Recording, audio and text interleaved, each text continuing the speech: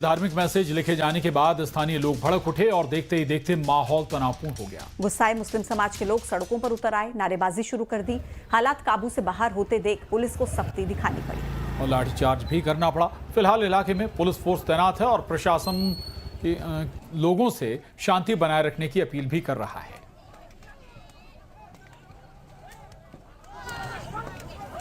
ये 3 तस्वीरें आपकी टीवी स्क्रीन पर। महाराष्ट्र के अहिल्यानगर से पहली तस्वीर।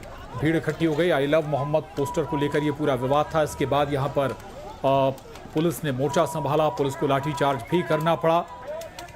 हालांकि इससे पहले सड़कों पर जमकर धार्मिक नारेबाजी नजर आई। और इधर बरेली में बवाल के बाद एक्शन अभी भी जारी है। सूत्रों के हवाले से खबर यह है कि तौकीर रजा के करीबी मोहम्मद नदीम को गिरफ्तार किया गया है। नदीम को इस बवाल का मास्टरमाइंड बताया जा रहा है। नदीम पर आरोप है कि वो व्हाट्सएप कॉल के जरिए वो लोगों को इकट्ठा करता था। वहीं पुलिस को भी नदवी की तलाश थी। शुक्रवार को हुए बवाल के बाद हालांकि अब शांति है, लेकिन उपद्रवियों पर तोड़फोड़ कार्रवाई लगातार ताबड़तोड़ कार्रवाई चल रही है। और कल बरेली पुलिस ने 21 उपद्रवियों को गिरफ्तार किया। 15 आरोपियों को जेल भेजा गया है और 6 का शांति भंग में चालान किया गया है। कोतवाली थाना क्षेत्र से 13 और 12 बारादरी थाना क्षेत्र से 2 उपद्रवी जेल भेजे गए हैं और साथ ही तौकीर रजा के 77 मदरगार पुलिस की रडार पर हैं।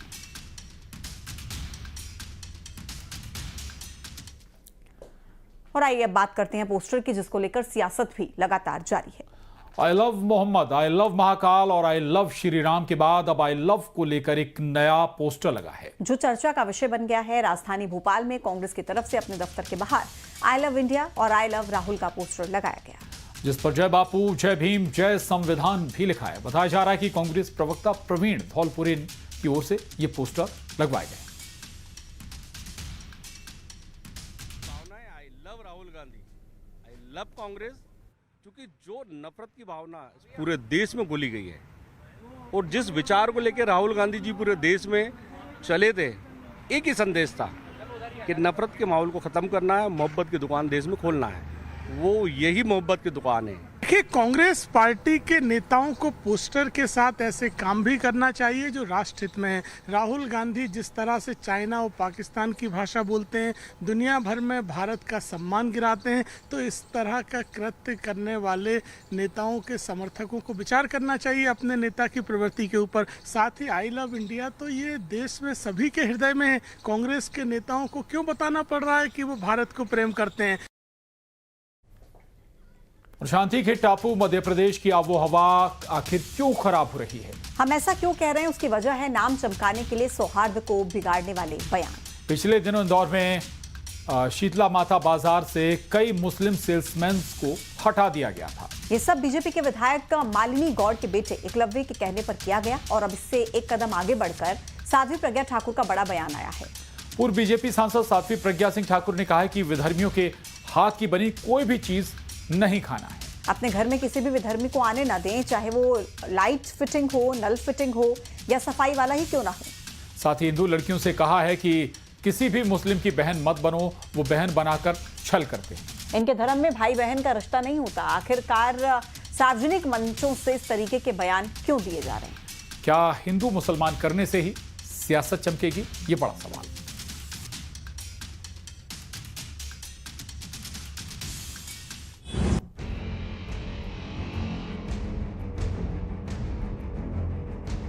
संकल्प एक और लेना पड़ेगा कि विधर्मियों से बनी हुई कोई भी चीज हम नहीं खाएंगे।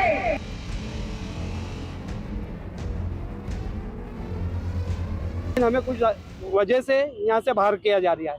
इसकी वजह जानना चाहते हैं कि क्या वजह है। वजह यही है कि हम मुसलमान हैं और इसके अलावा क्या वजह है हमें बताया जाए।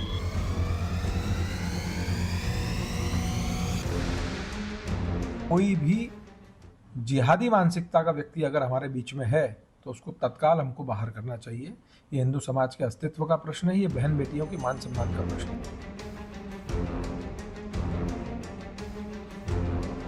हमें नौकरी से निकाला जा रहा है और दुकानों को खाली कराने का अल्टीमेटम दे दिया गया है। इंदौर से उठी मुसलमानों के खिलाफ चिंगारी अब आग का रूप ले रही है। इंदौर के शीतला माता मंदिर बाजार को भगवा रंग से बांट दिया और 40 मुस्लिम सेल्समैन को नौकरी से निकाल दिया। अब इस चिंगारी को बीजेपी की पूर्व सांसद प्रज्ञा ठाकुर ने हवा दी है। मालिनी गौड़ के बेटे के तुगलकी फरमान से एक कदम आगे प्रज्ञा ठाकुर ने कहा, विधर्मियों के हाथ की बनी कोई चीज न खाएं, अपने घर में किसी भी विधर्मी को न आने दे, चाहे वो लाइट फिटिंग, नल फिटिंग या सफाई वाला ही क्यों न हो। अपने घरों में कभी भी हम विधर्मियों को आने नहीं देंगे। संकल्प एक और लेना पड़ेगा कि विधर्मियों से बनी हुई कोई भी चीज हम नहीं खाएंगे। और ध्यान करो, अगर मंदिरों में नवरात्रि में अपने को एक ग्रुप बना करके, ऐसे कई ग्रुप बना करके खोजना पड़ेगा कि हमारे मंदिर के आसपास प्रसाद कौन बेचता है। यदि ऐसा कोई प्रसाद बेचते हुए विधर्मी पता चला तो उसको जितनी ठुकाई हो सकती उतनी ठुकाई करो और फिर कानून के हवाले करो। प्रदेश में नवरात्रि का पर्व है और गरबा की धूम है। गरबा को लेकर विवादित बयानों का दौर भी जारी है। साध्वी प्रज्ञा ठाकुर ने एक बड़ा बयान दिया है। प्रज्ञा ठाकुर ने हिंदू लड़कियों से अपील करते हुए कहा, किसी भी मुस्लिम की बहन मत बनो, वो बहन बनाकर छल करते हैं। इनके धर्म में भाई बहन का रिश्ता होता ही नहीं। भाई बहन बन गए, लेकिन आपको पता है कि मियाओं में कोई भाई बहन का रिश्ता होता ही नहीं, तो वो हमसे बहन का रिश्ता कैसे निभाएंगे। समाज में धर्म के ये कौन ठेकेदार हैं जो अपनी अपनी मर्जी से धर्म की परिभाषा बता रहे हैं। धर्म के नाम पर सौहार्द के साथ क्यों खिलवाड़, नाम चमकाने के लिए क्यों नफरत वाला जहर घोला जा रहा है। Bureau report, news 18। और वहीं साध्वी प्रज्ञा के बयान को कांग्रेस ने बेतुका बताते हुए कहा कि श्रमिक का वर्ग और संप्रदाय नहीं होता। ये दुष्प्रचार और नफरत फैलाने की कोशिश है। तो वहीं कांग्रेस के बयान पर पलटवार करते हुए बीजेपी ने कहा, पवित्रता भंग करने वालों पर कार्रवाई जरूरी है। झूठा कृत्य करने वालों के लिए समाज में कोई जगह नहीं। जो नकली स्वदेशी की भावनाओं को लेकर भारतीय जनता पार्टी बढ़ी है ना, पहले आप देश की मूल भावनाओं को समझ लीजिए, उसकी जड़ को समझिए।